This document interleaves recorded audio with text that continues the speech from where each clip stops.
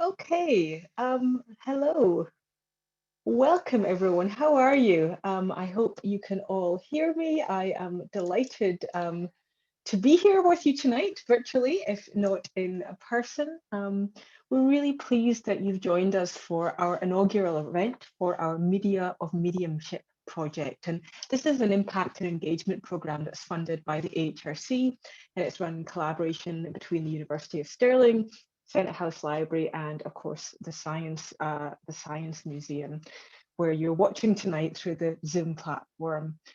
We started in January of this year, and for the next 7 months or so, we're going to be running a program of events that explore the ways in which some of the collection materials at the Science Museum and at Senate House Library have been used historically to test, document, to make truth claims about, and to debunk supernatural phenomena, cult beliefs, whether those be about extrasensory perception or the survival of the dead, or even non-human entities like fairies. So this is really a project that is about the combined histories of science, technology, popular culture, and unorthodox spiritual belief in and beyond modern Britain. We're going to have expert and practitioner talks like the one we have tonight with Shannon Taggart, but also some creative commissions, including radio plays, sound installation, performances, and documentaries. So do stay tuned and follow that work. We hope some of these events will be live later in the program, but for now, we're just really grateful for this digital platform that can bring us together virtually, if not physically. And I should say that all of the events are going to be recorded, and you can find them on our website after they run. So we are really delighted to kick off our program tonight with a talk by the internationally renowned photographer Shannon Taggart, whose groundbreaking documentary work on with the Lily Dale Assembly in upstate New York, which is the world's largest, and I think I am right in saying still the world's oldest, longest running spiritualist community.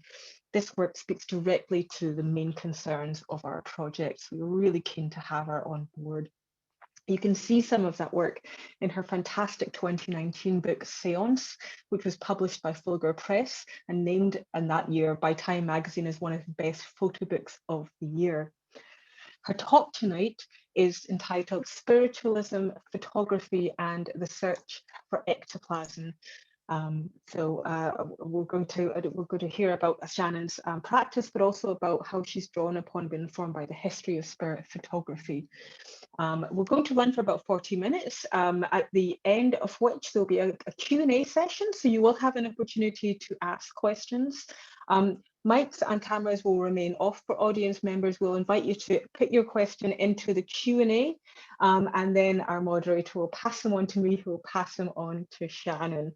I should say, as I said earlier, that the talk is being recorded, so do know that if you are asking a question in the Q&A, and it's read out, that will be part of the recording as well. And it will appear on the website. Please get involved, please ask questions, and we would love if you wanted to tweet about the talk tonight, which you can do using our general project hashtag, which is @Media But tonight, my colleague Ephraim has come up with a hashtag for this event, EctoMom, which is Ecto MOM Media of Mediumship. So without any further ado, I am delighted to hand over to Shannon. So Shannon, thank you. Hi, can you hear me? Okay, it's great to be here. I'm so excited to present today. And I just want to say a huge thank you to Christine and Ephraim and Emma to include me on this very exciting project, Media of Mediumship. Thank you to Science Museum Group and Senate House Library. It's an absolute pleasure to be here. I'm going to try and share my screen. So let me get started.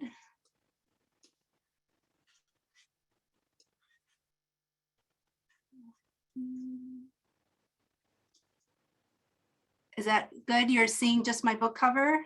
Christine, that looks good.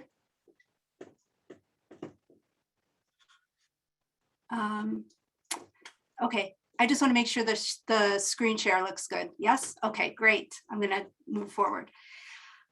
So my recent monograph, Séance, published in 2019, was the culmination of an 18-year-long project on the religion of spiritualism, which is a religion that believes that we can communicate with spirits of the dead. I began photographing in the world's largest spiritualist community, a town called Lily Dale, New York, in 2001, while I was working as a photojournalist. And I planned to spend one summer making this short documentary about this quirky little town that was so unique, and there's all these interesting characters living there. And that's really where I saw it going. But to my surprise, in Lily Dale that summer, I was introduced to spiritualism's astounding history. And for me, it was a shocking discovery. I had never heard these stories before. They were not in any of the textbooks I had ever studied from. Today, I hope to make the point that you don't need to take spiritualism literally in order to be compelled to take it seriously. This is a picture of the Italian medium Giuseppe Palladino, who was studied by many of the most famous scientists of her day, including Nobel laureates. Stories like Giuseppe's have often been censored from history. There has been a queasiness concerning spiritualism, but however uncomfortable, it is undeniable. It is undeniable that spiritualism stands at the crossroads of modern culture. Its influence echoes and brings together histories of science, medicine, technology, and art. There is a direct path leading straight from the seance room to the birthplaces of forensic science, evolutionary theory, experimental psychology, gender studies, wireless communication, and even abstract art. So before I explore spiritualism's truly provocative visual history and share my own research and photographs concerning spiritualism today, I want to just quickly introduce spiritualism itself. I'm going to paint a picture just using very broad strokes, just for a few minutes. The movement's aim has always been to merge religion and science, and to this day, spiritualists describe it as a science, a philosophy, and a religion.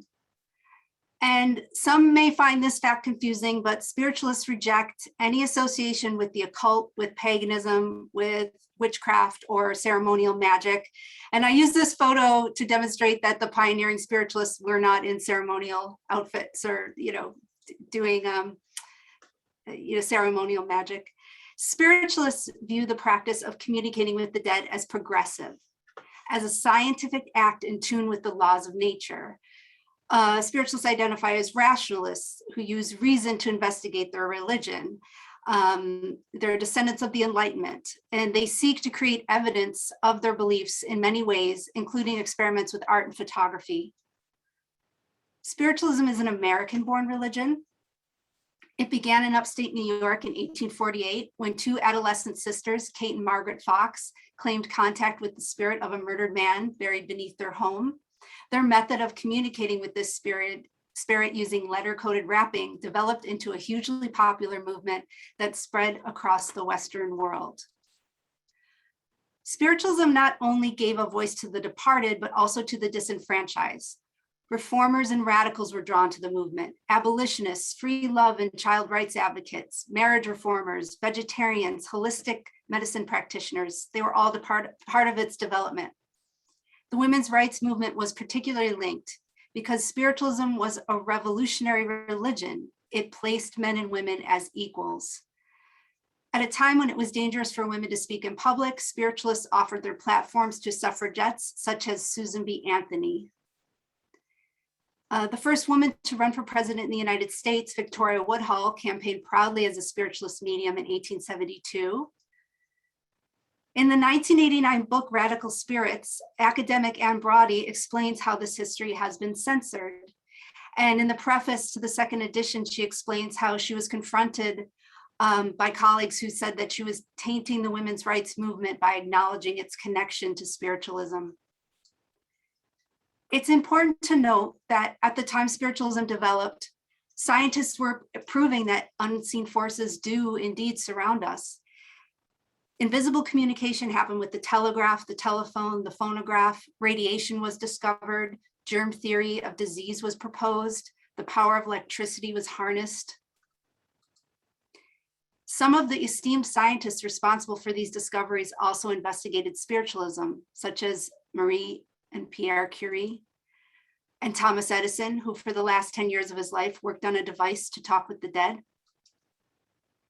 Photography was invented in 1837, and soon experiments with this new media revealed facts about the world that were invisible to the eye. In 1895, the X-ray exposed the body's hidden interior, and this invention further inspired faith in photography's power to reveal other elements of invisible realms. One of the most important scientists of the 19th century, Sir William Crookes, whose work paved the way for the invention of the television, spent 30 years investigating spiritualism. And Crookes was the first to do séance photography. Here is the very first image of a fully formed spiritualist materialization taken in Crookes's living room. Pioneers of psychology also studied spiritualism, including Carl Jung, who held séances with his cousin that formed the basis of his medical dissertation in 1902. Creative figures were inspired by spiritualism, including William Butler Yeats, who channeled his novel A Vision through the mediumship of his wife. The Surrealists famously co-opted spiritualist techniques of automation and their use of the trance state. But now, art historians are acknowledging that spiritualism helped ignite the very birth of modern art. Spiritualist artists such as Georgiana Houghton and Hilma af Klint are now confirmed as pioneers of abstract painting, both predating Vasily Kandinsky, known as the father of abstract art. And in Houghton's case, her works predate Kandinsky by over 50 years. And Hilma af Klint's 2019 retrospective at the Guggenheim in New York was the most popular exhibition and best-selling catalog in the museum's history. So it's really a very interesting time to be thinking about and reconsidering spiritualism. Spiritualism's sprawling intellectual and cultural history was my first big shock. I was very shocked to learn this history. Things like the American president Abraham Lincoln and his wife Mary Todd held seances in the White House, things like that, very surprising. But my second really truly huge shock was that spiritualism and photography had been deeply connected since their beginnings. And this link between spiritualism and photography became a primary focus of my art and of my research. Spiritualism's photographic past is one of the most bizarre, absurd, and uniquely unsettling chapters within the history of photography. And one of the most mind-blowing things to me was realizing spiritualism was the first religion to create an iconography using this new medium of photography. You could say spiritualism is to photography as Catholicism is to painting. And my own work became an attempt to build onto this strange photographic record. I discovered spiritualism as a teenager after my cousin received a message from a medium in Lily Dale that revealed details about my grandfather's death that proved to be true. Since then, I became deeply curious about how a total stranger could have known this family secret.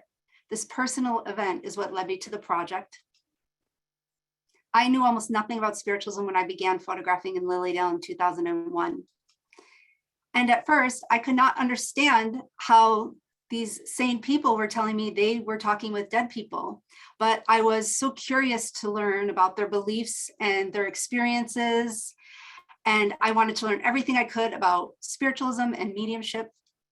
So I literally just wandered around the town and knocked on doors and introduced myself and asked them to teach me, and they very graciously did. I wandered around Lily Dale endlessly making pictures, photographing everything I saw.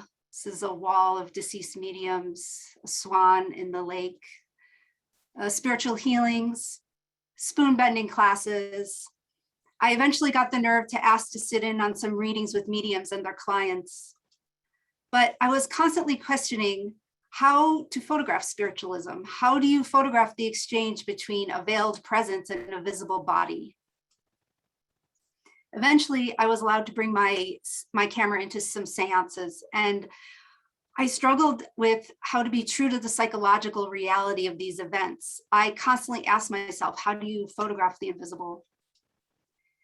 And soon I began to have a few happy accidents with my camera. This is one of the first. I was in this seance situation, and we were passing around a red light, and everybody was supposed to take the red light.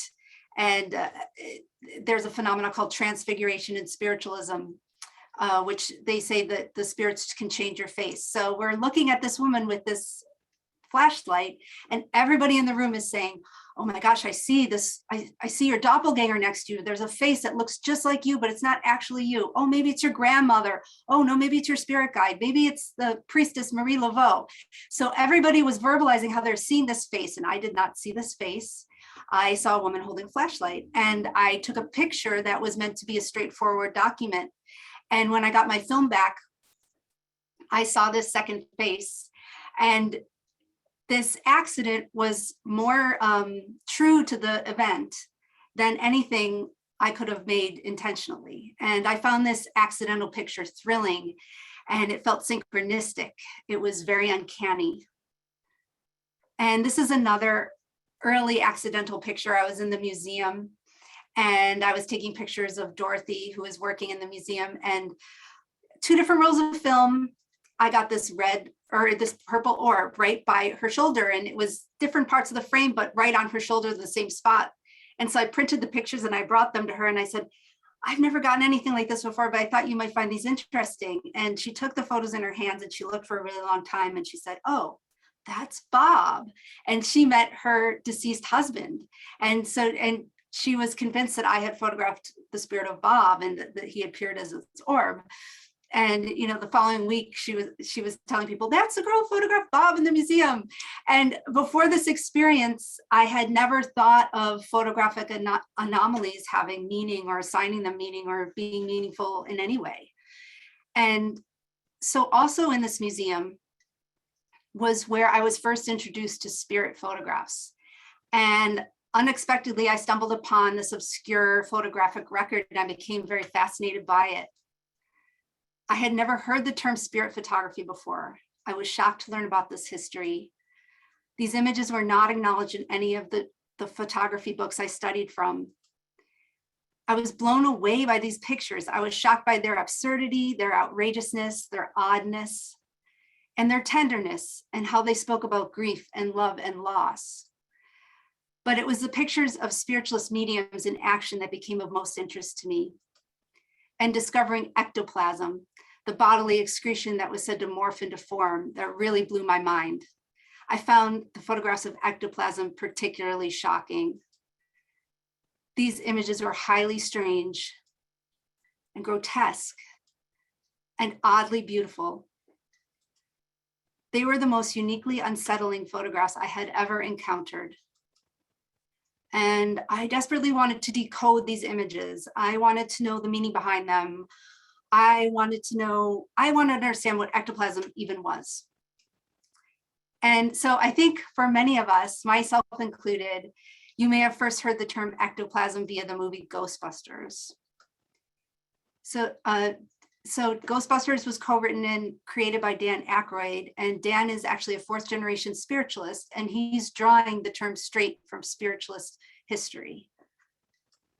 And Ghostbusters was directly inspired by the Séance diaries of Dan's great-grandfather. And Dan wrote the foreword for my book, and I was able to use his family photograph of his great-grandfather, and it was taken in Lily Dale. So that was a really great gift. Ectoplasm has made other appearances in visual culture. Here's one by the artist Mike Kelly that predates Ghostbusters. And here's a more recent example of ectoplasm in the art world from Tony Orsler's 2015 film Imponderable. And there's also examples like this, the spooky ghost scene from South Park. And here I'm just trying to make the point that there is a cultural awareness of ectoplasm that has been separated from spiritualism.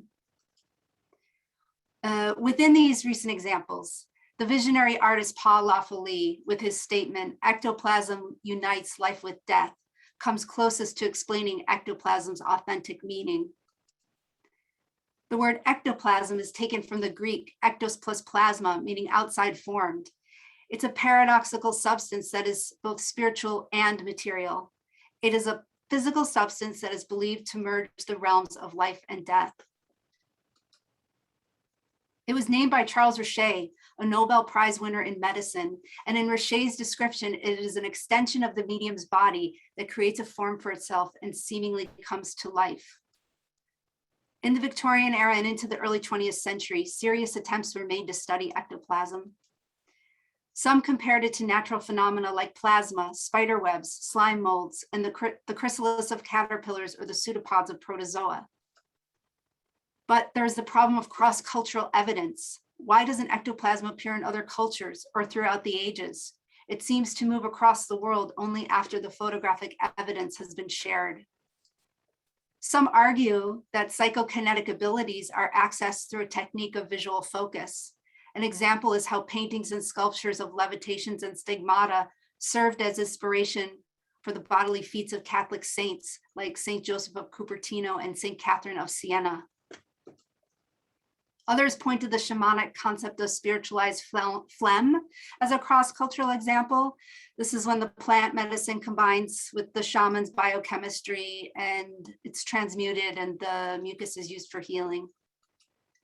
But of course, scandal has surrounded ectoplasm. Houdini famously investigated mediums and famously hated ectoplasm. And here is a fake photo he commissioned of himself. Houdini appears to Houdini. And there's this juicy read, the 1977 memoir by ex-medium Lamar Keene, and it lays bare how some scam seances were executed. So eventually, spiritualist churches distanced themselves from ectoplasm and even banned dark room seances.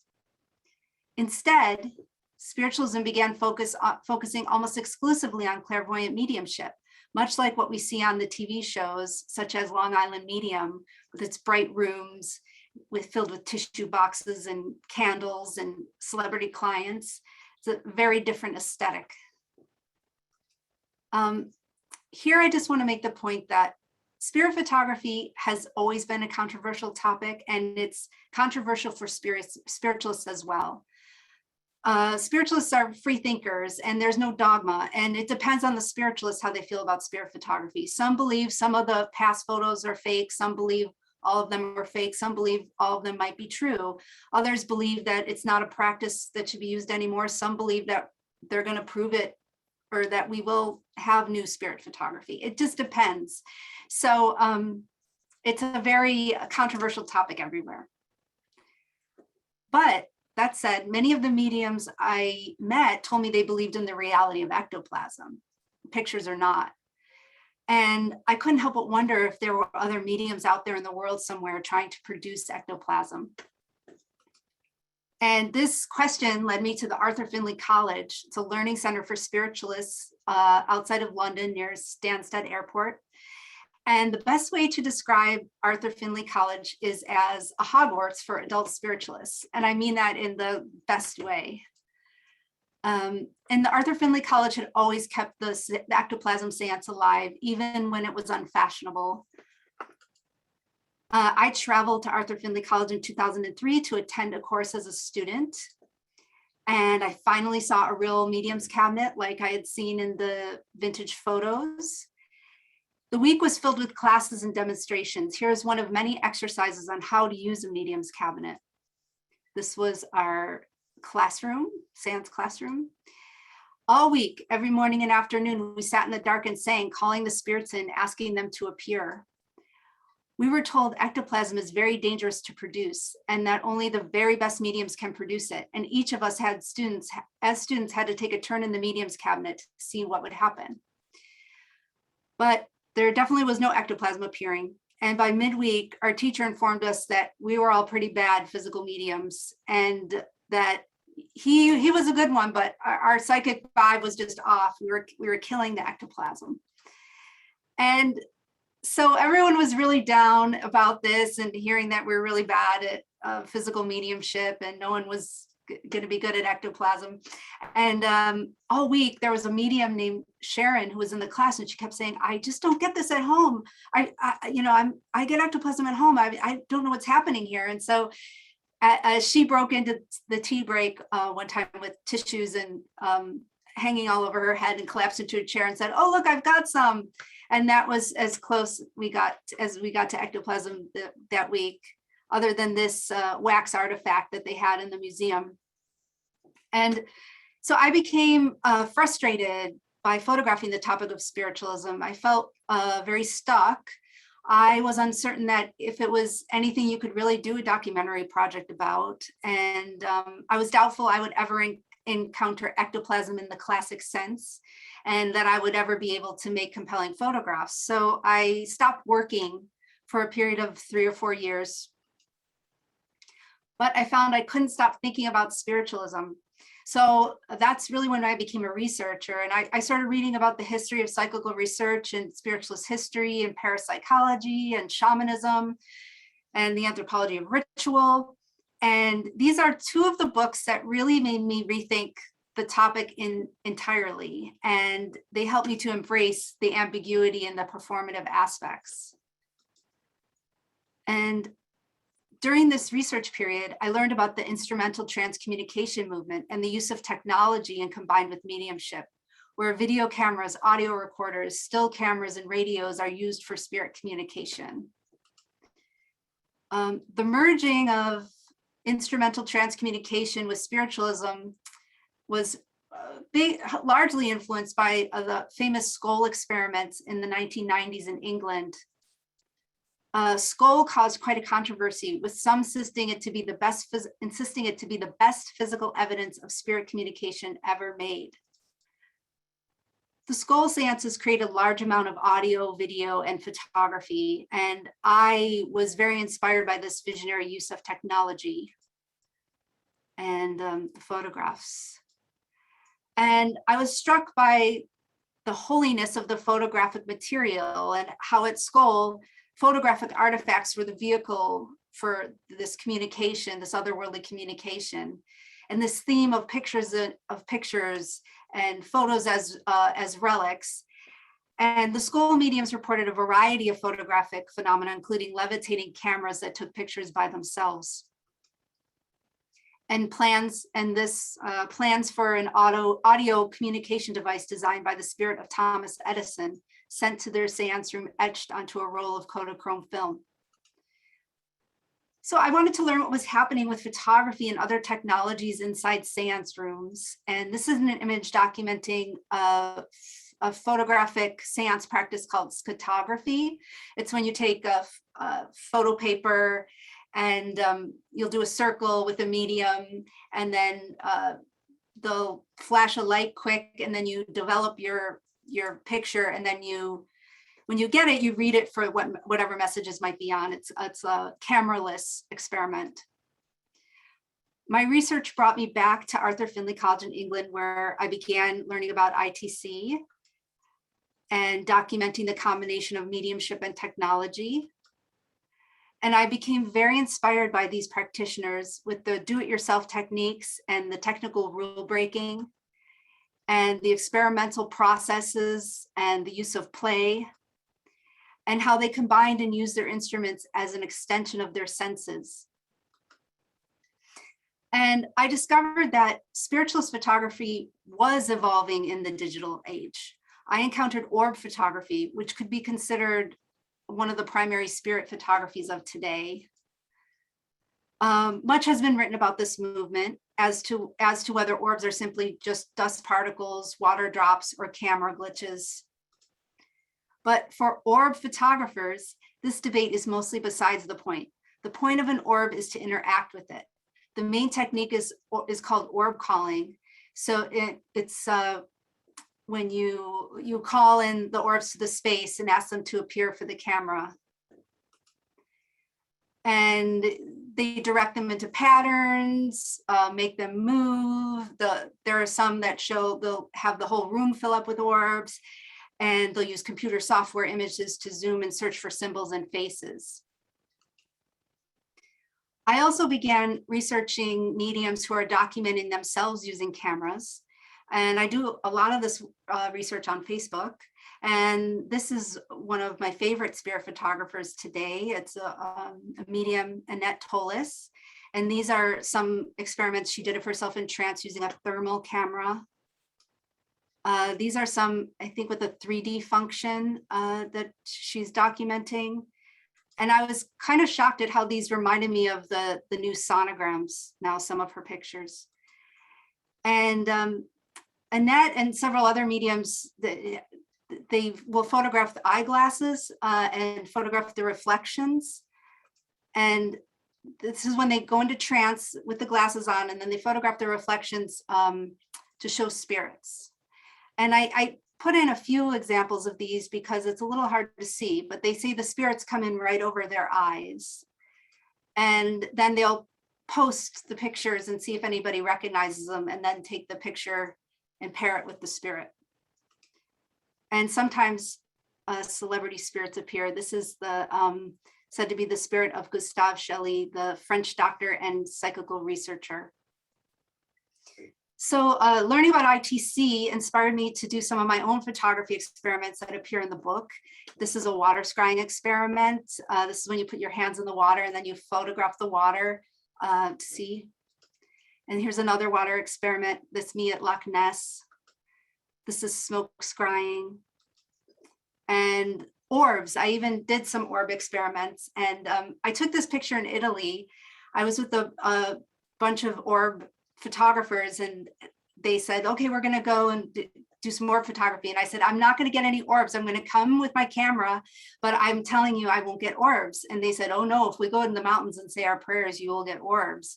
And so I did take some pictures, and I got this one, which is really astounding to me because it wasn't raining and there wasn't tons of dust or bugs or anything like that. And I got a picture, just it's orb upon orb upon orb in the file. And I really love it. It's one of my only orb photos. In terms of my own experiments, the medium I've been working with the longest and most intensely is a medium named Sylvia Howarth, who features prominently in my book.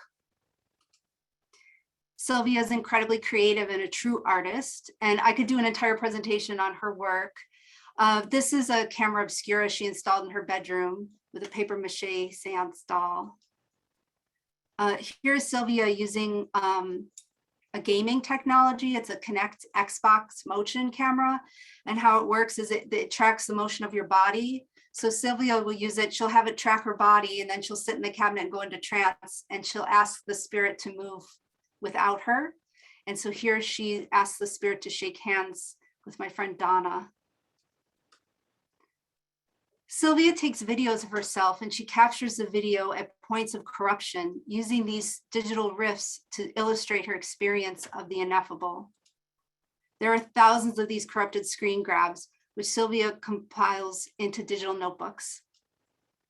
And many of Sylvia's digital stills have inspired the work that I do with her.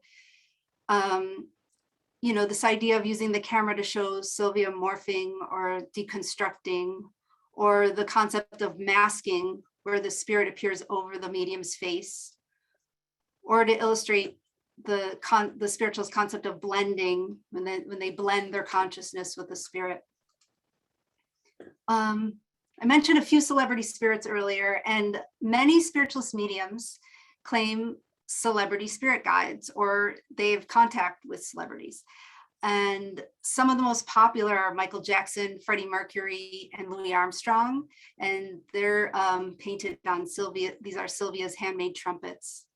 And this is a view of Sylvia's living room, which doubles as a seance space. And this shows some of the celebrities her and her husband, Chris, seek contact with. This is Sylvia's husband, Chris, who is also a medium. And this is one of those seances in their living room. And Chris often brings through Louis Armstrong. And here's Chris visiting the Louis Armstrong Museum on a trip to New York. And here's Chris speaking in trance as Louis. Communication with dead celebrities has been common in spiritualism since the beginning. And often mediums will be working with the same celebrity simultaneously in different circles at like during the same time. And this goes back all the way to the beginning when Ben Franklin was the most popular spirit guide. And a lot of this celebrity interaction is documented in my book. I want to switch gears and get back to the concept of ectoplasm. I ended up traveling all over England and parts of Europe to document mediums who said they were working with ectoplasm. But what I discovered was that most physical mediums had their own interpretation of the term ectoplasm. When they told me they were working with ectoplasm, it was not necessarily those white gauzy streams that you see in the vintage pictures. The word ectoplasm could be used to refer to temperature changes, feelings, smells, or hypnotic perceptions. This ectoplasmic power could be responsible for any of the effects that were happening, including healing.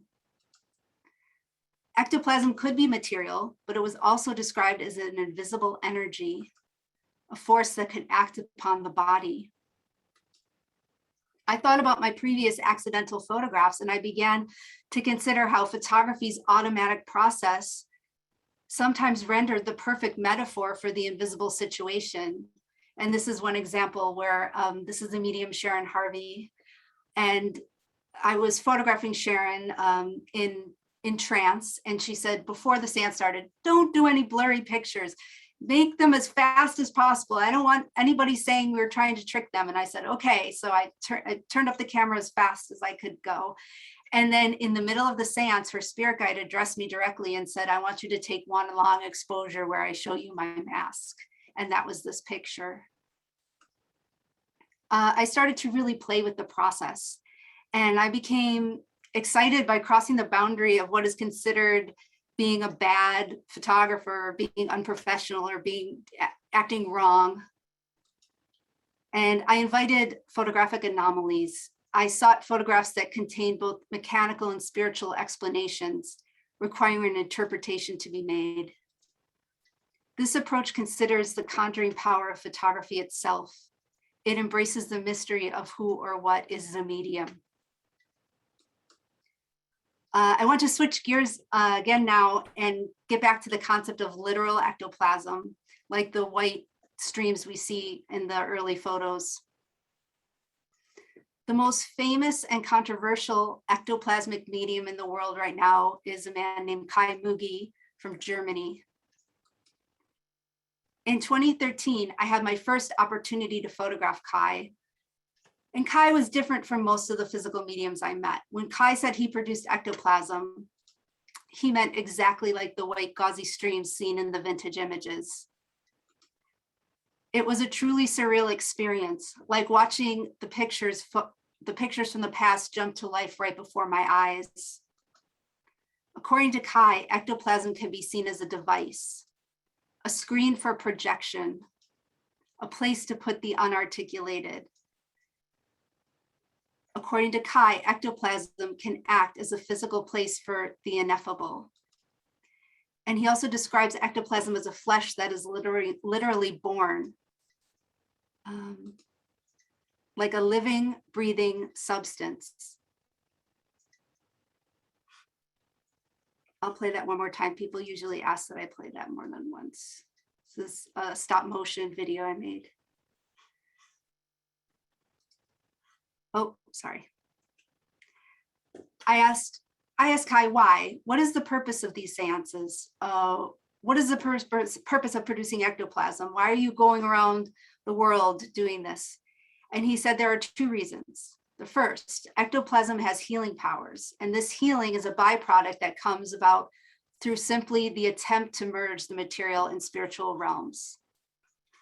And two, it's to get people out of their own heads.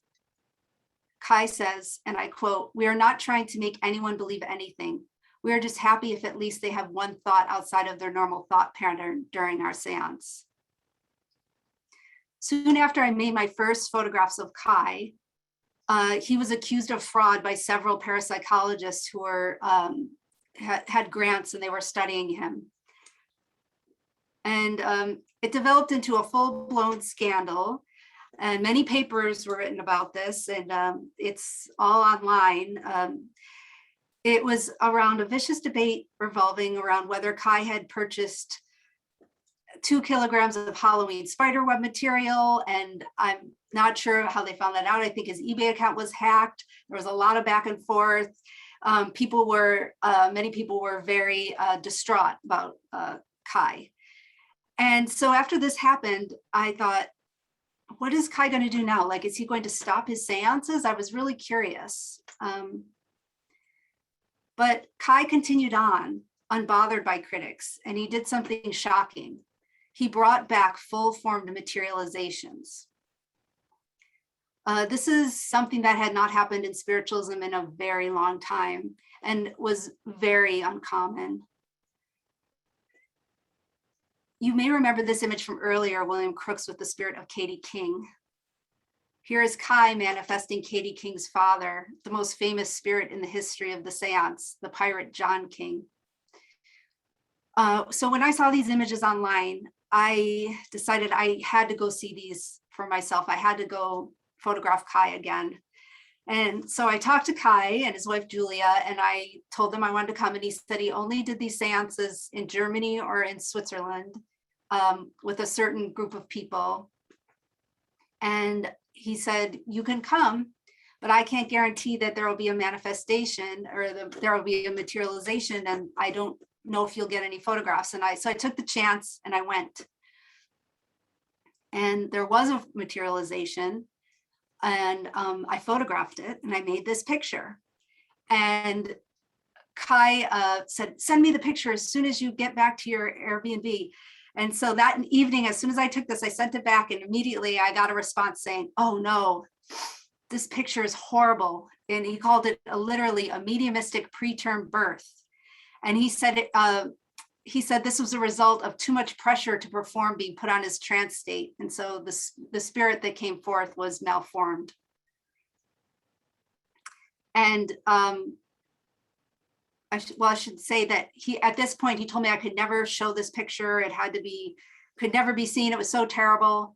But a few weeks later, the same spirit, the spirit of Henry Ellicott, came back, and Kai's regular seance photographer, Marcus Kepler, was able to make a proper photograph. And so this is Marcus's picture. So after Marcus made the real picture, I was then allowed to use my photo that showed the malformed Ellicott. I'm going to end now with a few stories about some of the stranger experiences I've had doing photographs of spiritualism. And they happened with a medium named Gordon Garforth, who lives in England also. And when I first met Gordon and his wife Gaynor, Gordon calmly told me, oh yes, I work with ectoplasm and it can change my face and my hands. And when he told me this, I wasn't sure what to think, because a lot of times people will tell me I'm going to see things in a seance that I don't see. So I didn't really think much of it. And he allowed me to photograph one of his sittings. And he said the spirits would be manipulating his body. And this is his setup. He doesn't sit in a cabinet. He sits in front of a black screen. About 20 minutes in, Gordon's wife Gaynor announced that the spirits would now use the ectoplasm. And the next thing I saw was he put out his hand and it just skipped into a gigantic hand. And it looked to me like the flesh just went from small to big right in front of my eyes. And I screamed, which is a very impolite thing to do in a seance, and you're definitely not supposed to do that, and I don't advise it. But then everybody else in the room started screaming too, and I couldn't understand if they were actually seeing this gigantic hand or they were just screaming because I was screaming. I screamed, and it was very shocking. It was, but then I convinced myself, oh, because then when he moved it back, it was away. And so I thought, oh, I just hypnotically rendered the big hand. And then when I see the images on my camera, it'll be a small hand. But no, when I saw my camera images, it was this absolutely gigantic, very grotesque looking hand. And so what I love the most about this picture is it's mysterious even to me. And I love that the interpretation is left to the viewer. And it's a really great picture of the experience that I experienced. I also photographed Gordon in a trance session where he told me he would produce ectoplasmic masks. And Gordon talked a lot about these masks, and in spiritualism, this has a long history of mediums saying they bring forth the masks that cover their face. I documented the session using long exposures, and in every image I made, Gordon looked very different. And these are some of the photographs that Gordon liked a lot, which he referred was that he said they were showing the masks. But there was this picture, and this picture I really didn't like, and I almost didn't even show him because I thought, oh gosh, it looks a little bit like a Hitler mustache, and it was a little just too disturbing for me. But when he saw this one, he said, that picture, that's the picture. And he didn't explain why, and I didn't ask. And so I put some of the photos on a thumb drive for him and gave them to him. And then about 9 months later, I was back in England, and he invited me to his home. And when I got there, he said, I want to show you something. And he brought out this carte de visite of his great grandfather, and we held it near the screen and compared it to the photo I had made. And Gordon is absolutely convinced that that we captured his great grandfather that day. And this is probably the strongest photographic synchronicity I've ever had. And so one of my favorite stories, and this is actually how I end the book. And I think I'm ready for questions. I'm going to end my screen share now.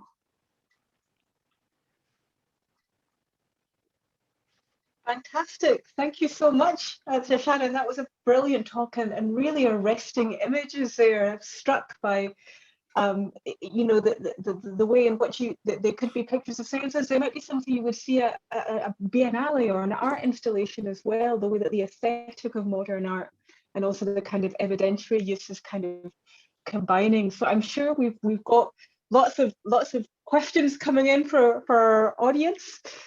We've got about 10 minutes for them, so let's see where we get. I'll start with one from an audience member, which is really focused on the technology aspect and the way in which different forms of photography are able to produce different effects.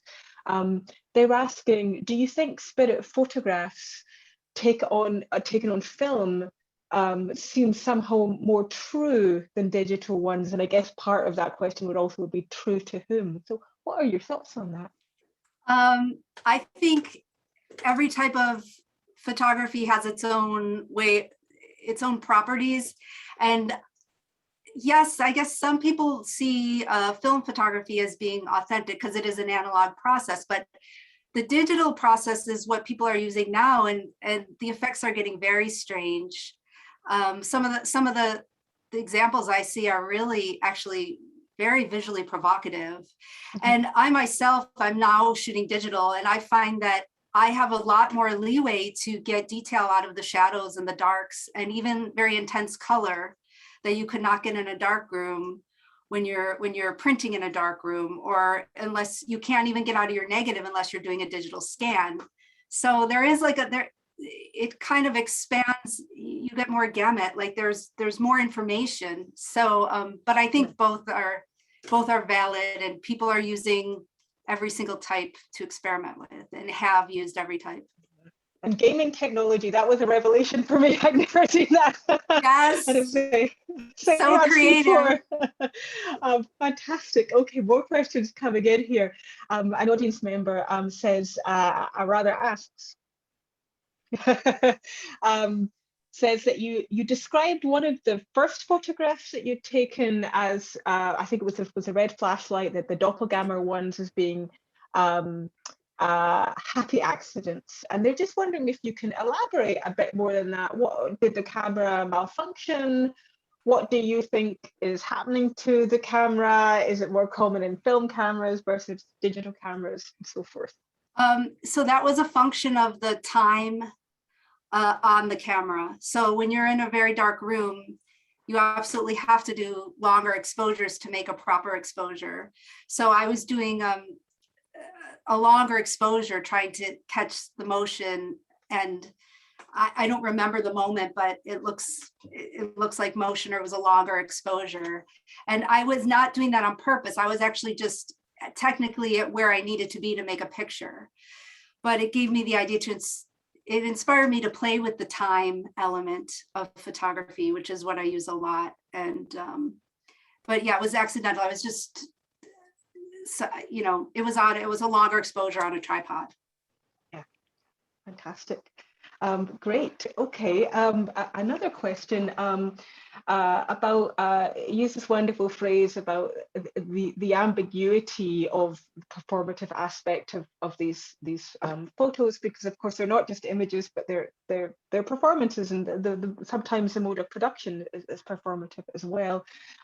They ask, could a spiritualist know or suspect that a phenomena was produced through deception and consider the experience still as spiritually valid? I guess that's a question for now and for the spiritualist history as well.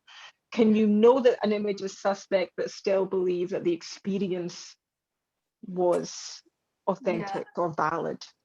Yeah, this is, there's a controversial topic in spiritualism, and it's called mixed mediumship. And so that's when spiritualists believe that even the best mediums can have bad days and fake it, or if they're doing stuff for money, that they can't perform all the time. So it is a mix.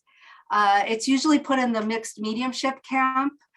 And they're talking about people who are genuinely practicing. And I have to say, for the most part, I've met many sincere practitioners. It's not as, I think the stereotype is you find carnies in these rooms, and there was stuff like that happened in the past, but that's not really what I encountered. But there are elaborate ways to fake seances that, I mean, the Davenport brothers, who were extremely famous magicians, were also from spiritualists, and or were, I'm not sure that technically if they never said if they were mediums or magicians. They kind of kept it ambiguous. And this line between showbiz and spiritualism is very fascinating. There's a great book called Supernatural Entertainments by Simone Natal. I'm not sure how to say his name exactly, but it's a wonderful book. And it kind of goes into this. The very roots of American celebrity is, you can trace it right back to spiritualism. Fantastic. Yeah, that Natalia book is fantastic. I recommend it too if anyone's interested in the topic. Do check it out. Wait, so you were talking there about sort of the medium's attitude towards this photography, and sometimes you know, as you that great term mixed mediumship. We have another question here, which is not so much about the what the medium is doing, but rather about the conditions that maybe a sitter or an investigator might expect. So an audience member refers to Alfred Russel Wallace, who believed that the spirit photography was one of the most reliable sources of evidence to support spiritualism. And because of that, Wallace came up with some protocols of what you would need to do in order to take a credible image. Of course, these were much debated at the time, you know, was he a reliable witness or not? And then the questioner is wondering if there's a similar sense of protocols for contemporary practices of spirit photography. Is there any agreement? You know, yes or no? Do people do their own thing? How does that work? So this is of debate in spiritualism today, and like I said, some people don't believe darkroom seances are the way for spiritualism to move forward, and others do. And some, like for example, some people want an infrared camera installed whenever it's completely dark, and some mediums won't work that way. They say that it's dangerous to even do that in the dark, and so there's this big back and forth. And you know, I have a friend, and he actually has mentored me a lot in the study of parapsychology, George Hansen. And he always says, you really need to study stage magic in order to be an investigator of seances. And, you know, you do have a lot of famous stage magicians who studied spiritualism, like Houdini, but even some of them could not figure out how things were being done. There is some true mystery to that in that history, and which goes against the, you know, people saying Houdini exposed everybody. It's a lot more complicated than that. Yeah, so yeah. It's really fascinating. Yeah. So what are the conditions? What can we know? and who can know? These are big questions that are always attend this kind of practice. And then just a quicker question really from an audience member, and maybe you can answer this based on your own attendance at sort of ectoplasmic seances. Is it always the case, has it always been the case that ectoplasm caught on film disappears? It doesn't remain afterwards as a kind of authenticating artifact? Yeah, it's said to go back into the body. Okay. So that's why, and in spiritualism, it's very dangerous. Like when I said, oh, I screamed during the seance, and that's very, you're not supposed to do that, because you're not supposed to do anything to disrupt a medium, because the medium is completely vulnerable at that point. And ectoplasm, according to spiritualists, is actually a part of their body that emerges. And so, and then what goes out has to go back in. And so there's a lot of hygienic protocols about keeping the area clean, and the story of Helen Duncan, which is an absolutely fascinating story. She's a spiritualist martyr, pretty much. I mean, she was imprisoned for her mediumship, but also when she shortly before she died, the police raided her séance while her ectoplasm was out on display, and she died shortly after. So that's like cited as an example. A lot of times they'll say that it'll burn the body if you disrupt the process of going back, but it's supposed to go back into the body. Right, right. Although I do believe at Senate House, one of the other libraries we're working with, I think part of that collection, they have some historic ectoplasm. So if anyone's visiting that collection, you can go and look at that. Okay, we're going to go to our last question now, Shannon. You've been very good in answering all these ones we've been throwing at you. An audience member asks or notes that they were particularly interested in your on your comment about the photographs forcing the viewer to make their own judgments of what is truth and reality of what they're seeing, right? So this photo is a provocation rather, right? Yes. Perhaps than anything else. And they say, I wonder if you could talk a little bit more about this and what you see as your role as photographer, or the camera's role as a medium for interpreting the truth here, the truth. Yeah, what do you think about that? Are you doing the same thing? Yeah, so that is what that overlap of spiritualism and photography is what I'm most interested in. And I like to say that when you put the two in contact, they expose each other's complications or also possibilities. And I like to see it as like, you know, when I first started, I thought spiritualism was something that was impossible to be photographed. And now I see it as the ultimate thing to photograph in a way, because it's very similar to photography in many ways, and playing with, you know, past and present, and you making a visual representation of the past. And there's a lot of metaphors I can make about photography being very similar to mediumship, and so this feedback loop of the two is very fascinating to me, and something I talk a little bit about it in the text in my book, and it's something I hope to further develop. But for me, it's a fascinating intersection.